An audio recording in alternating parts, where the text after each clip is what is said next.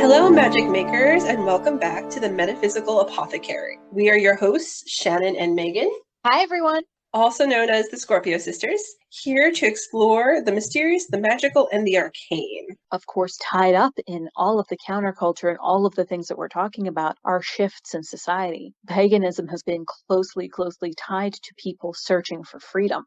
Yep. Freedom from oppressive religious organizations, yes, but also freedom from being repressed in society, finding that freedom within your own spirit.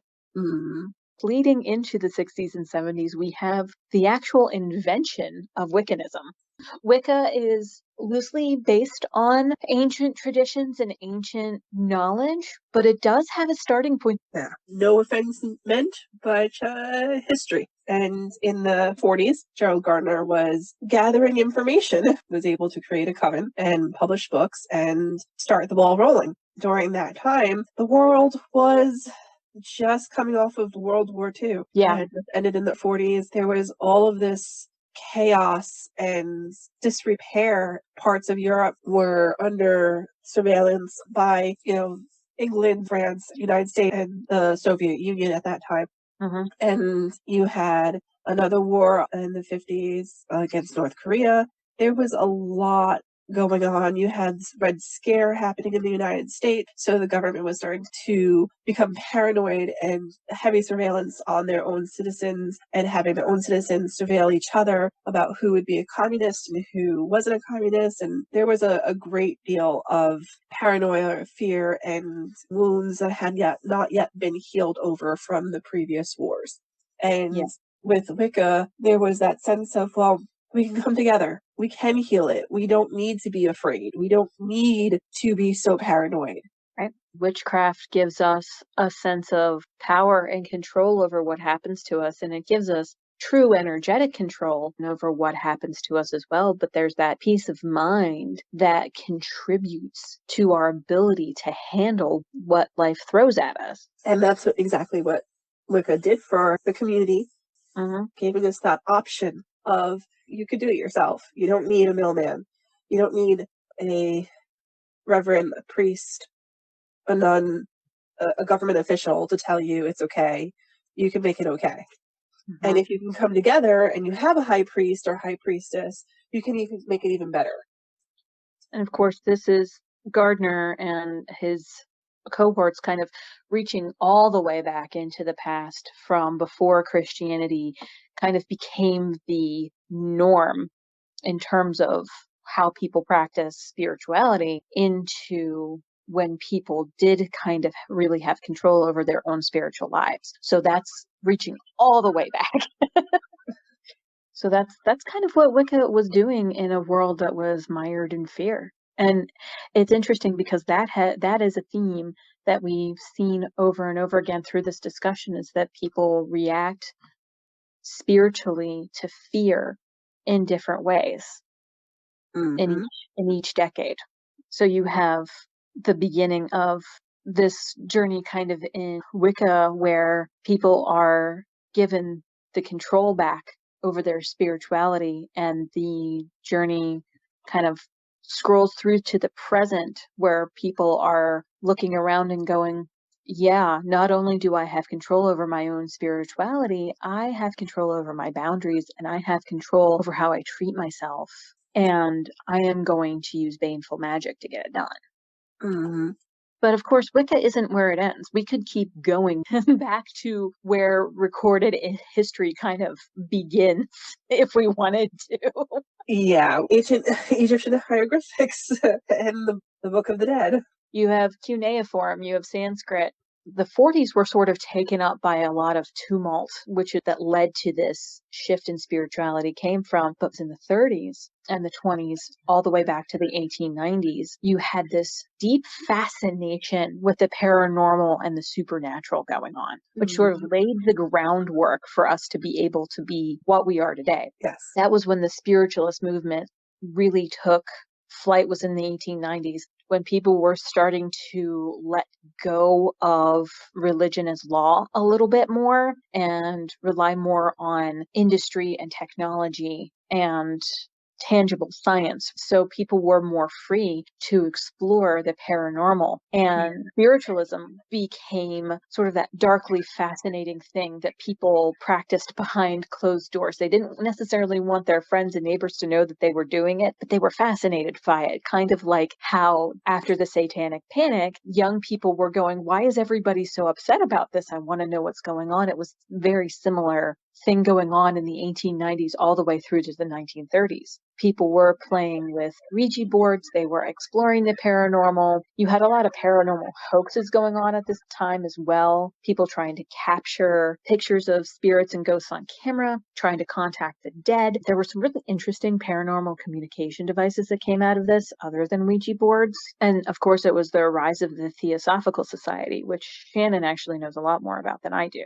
It's actually really interesting because the Theosophical Society is still very prevalent today. I listen to a lot of their lectures and videos on YouTube, but it's a movement that is correlating with the movement of spiritualism during that period of time, and it was bringing information and culture from Western Europe, Eastern Europe, Asia, subcontinent of India, the Orient, Africa, Northern Africa, Southern Africa, all of it. It was bringing everything together so that way they could better understand the spiritual world, not necessarily spiritualism with a capital S, but the spiritual world and how the mechanics of it worked through as many lenses as possible. Yeah. If you really are very interested in it, Theosophical Society on YouTube has a great deal of lectures. You can look into Helena Blavatsky, who is one of the founders of the Theosophical Society herself, who is an amazing woman. Also a great researcher to look into and read some books on and articles is Mitch Horowitz.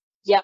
He's an amazing researcher who has a few books out, and one of them is Occult America, and it's really about the spiritualist movement of the late 1800s into the early 1900s and all the players that happened there. Yeah. So it's pretty easy to see if you sort of have a general overview of the trends throughout the decades, throughout the centuries. It's pretty easy to see why a particular population during a particular time in Earth's history might gravitate toward similar beliefs or similar entities or similar practices, because we don't live in a vacuum, right? We live in a global community, and everything that happens in one area affects everything else that happens. Even when we were separate communities in very isolated areas, we still had trade and communication, and things like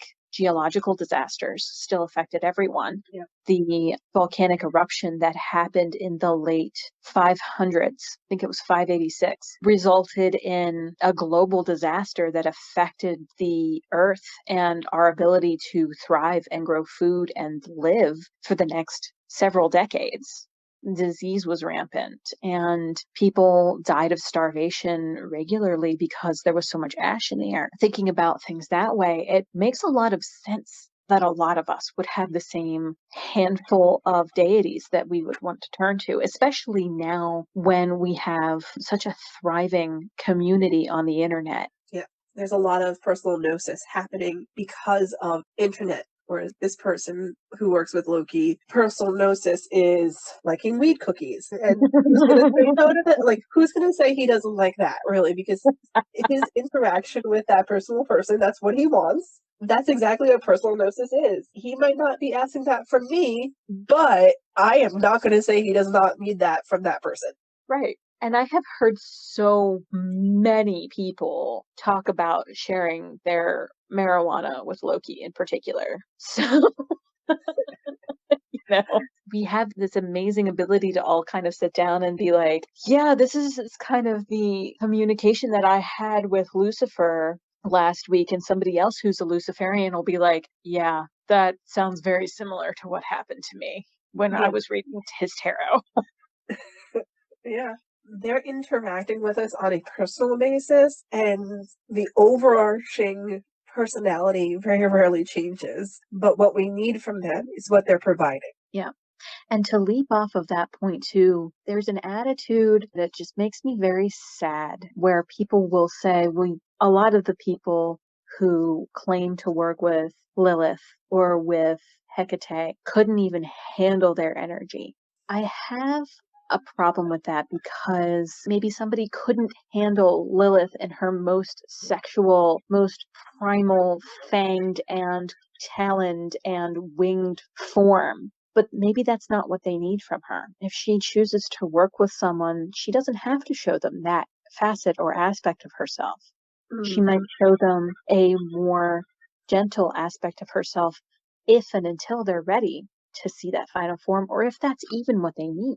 Yeah, the almost three-dimensional standards in physics being applied to non-three-dimensional entities Right. is a little off-putting and weird to me personally. That's part of it. The whole, well, you couldn't even handle XYZ's energy, even if you were. It's like, well, that's assuming that the non-third dimensional entity that they're working with presents that entire form to them.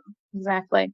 Like I said, in the 80s, I started working with unconsciously the Morienne, and I had no idea who she was. I had no reference for it. I was not doing research as a toddler Right.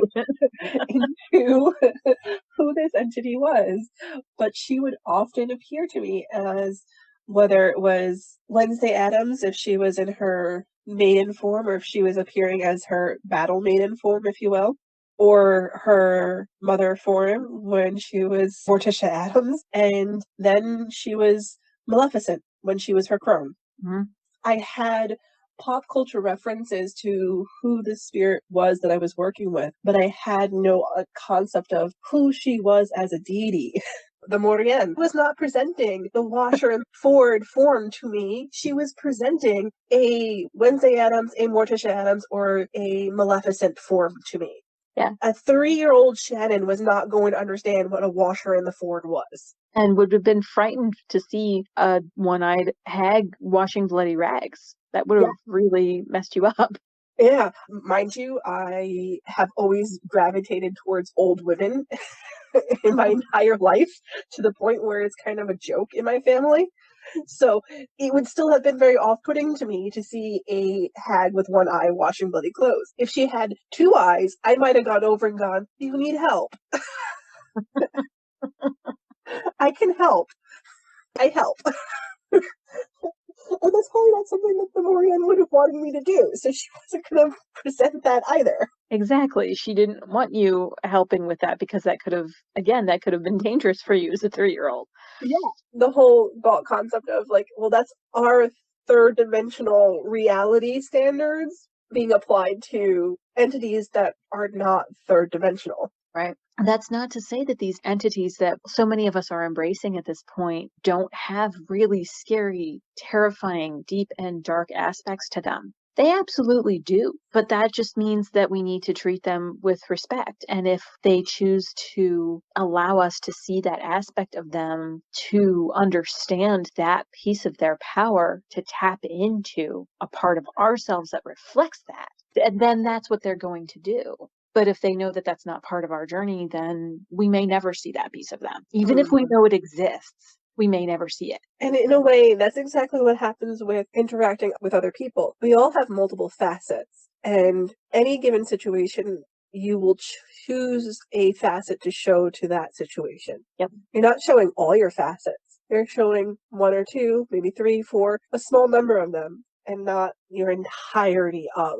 Mm-hmm. So the same thing happens with them. They're usually higher dimensional beings. So how many facets do they have might be untold numbers, and what you need at any given point in time is what they're presenting. Exactly. It kind of is that simple, but also that complicated. So hopefully anybody who may have been doubting who they're supposed to be working with at this point, or concerned about an attraction to or a connection to a deity that seems popular, go ahead and go for it. Reach out to them. They might not want to work with you, and that's okay, but it's their decision. Human beings do not have the ability or the right to tell you you couldn't handle this or you can't because it's already too popular. If it's a closed practice, that's a completely different story, but listen to the deity first and believe them before you believe human beings. So that's all we have on our topic for today. Thank you so much for listening in, and we hope you'll join us again soon. In the meantime, you can follow us for more witchy wisdom, both here and on our blog, and you can also check out our original art on Society 6 for sacred decor and more. Thanks again for joining us. Go make some magic and live your best life. Bye!